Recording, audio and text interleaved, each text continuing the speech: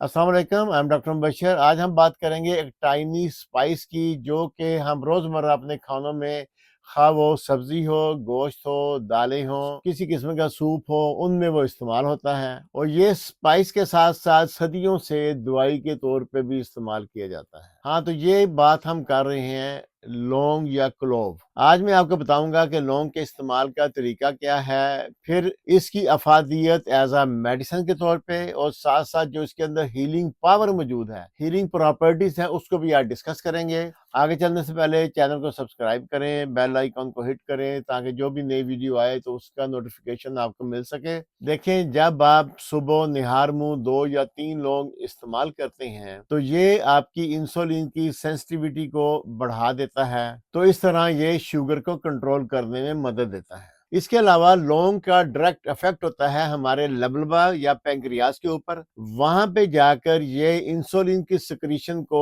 Normal करता है, और इस वजह से फिर जो खून के अंदर मौजूद ग्लूकोज या शुगर है वो सेल के अंदर प्रॉपर तरीके से एंटर हो जाती है, और इस तरह सेल को एनर्जी प्रोवाइड करती है। इस तरह ये लौंग इंसुलिन की सेंसिटिविटी को बढ़ाते हैं और इंसुलिन के रेजिस्टेंस को कम करते हैं। इसी तरह लौंग हमारे मैदा की रतूबतों को इंक्रीज करते हैं, जिससे हमारे हाजमे में बेहतरी आती है, खाना जल्दी हजम हो जाता है। इसके अलावा लौंग हमारी गट के अंदर मौजूद बैड बैक्टीरिया जो होते हैं उनको डिस्ट्रॉय करता है और हमारे गट को हेल्दी करता है। और अगर हम 1 या 2 लौंग खाने से पहले या खाने के बाद चबा लेते हैं तो ये हमारे सलाइवा को, हमारे थूक की सिक्रीशन को बढ़ाता है, जिससे हमारे हाजमे में बेहतरी आती है। इसके अलावा ये हमारी पेरिस्टाल्टिक मूवमेंट को बेहतर करते हुए हमारी कब्ज को खत्म करते हैं और हमारे रफ़ा हाजत के निज़ाम को रेगुलर करते हैं। लौंग के अंदर एक कंपाउंड मौजूद होता है जिसको युगनल कहते हैं। ये जिगर की चर्बी को कम करता है, जिगर को डिटॉक्सिफाई करता है और जिगर के डैमेज या नकारा सेल की जगह नए सेल पैदा करने में उसकी मदद देता है। सदियों से लौंग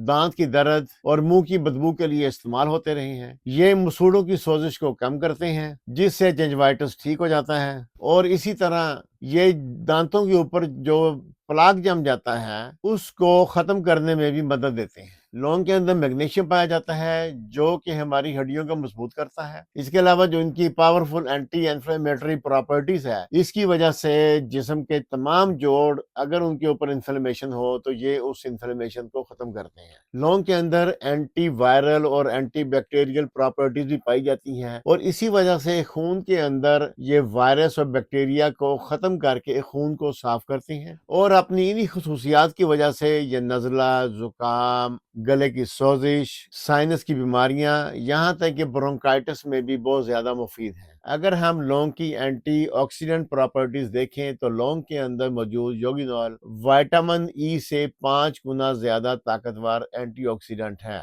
इस वजह से ये जिस्म के अंदर फ्री रेडिकल्स को खत्म करते हैं और जिस्म के ऊपर ऑक्सीडेटिव स्ट्रेस को कम करते हैं। अपनी इसी खसूसियत की वजह से ये ना सिर्फ हमें कैंसर से बचाते हैं, बल्कि हमारे जिस्म की कुव्वत मुदाफ़ा बढ़ाते हुए बहुत सी छोटी मोटी बीमारियों से हमें बचा लेते हैं। इस तरह ये हमारे जिस्म को हील करते हैं और हमारे जिस्म की रिपेयर में मदद करते हैं। आप भी सुबह निहार मुंह 1 या 2 लौंग को चबाएं और इसका जादुई असर देखें। और जो लोग पहले से इसका इस्तेमाल कर रहे हैं वो कमेंट्स में अपना एक्सपीरियंस बताएं कि उनका कैसा एक्सपीरियंस है।